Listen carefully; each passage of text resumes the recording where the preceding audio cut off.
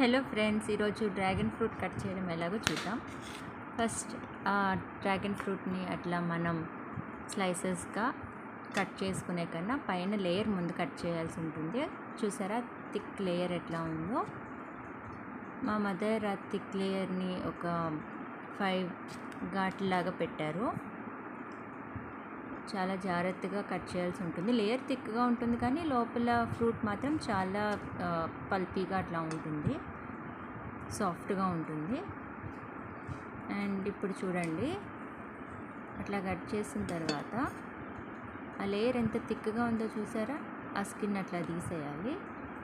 దాని తర్వాత లోపల మనకి మంచి డ్రాగన్ ఫ్రూట్, చాలా సాఫ్ట్ జెల్లీ డ్రాగన్ ఫ్రూట్ మనకి అవైలబుల్ ఉంది.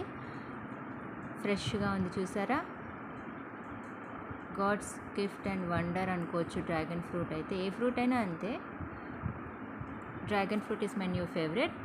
వీడియో నచ్చితే like, subscribe. Thank you. Hello friends, ఈరోజు డ్రాగన్ ఫ్రూట్ కట్ చేయడం ఎలాగో చూద్దాం. ఫస్ట్ డ్రాగన్ ఫ్రూట్ని అట్లా మనం స్లైసెస్గా కట్ చేసుకునే కన్నా పైన లేయర్ ముందు కట్ చేయాల్సి ఉంటుంది. చూసారా థిక్ లేయర్ ఎట్లా ఉందో. మా మదర్ ఆ థిక్ లేయర్ని ఒక 5 ఘాట్లాగా పెట్టారు.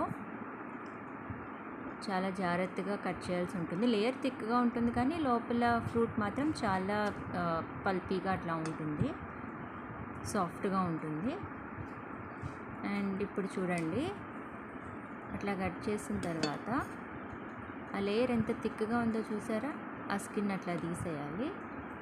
దాని తర్వాత లోపల మనకి మంచి డ్రాగన్ ఫ్రూట్, చాలా సాఫ్ట్ జెల్లీ డ్రాగన్ ఫ్రూట్ మనకి అవైలబుల్ ఉంది.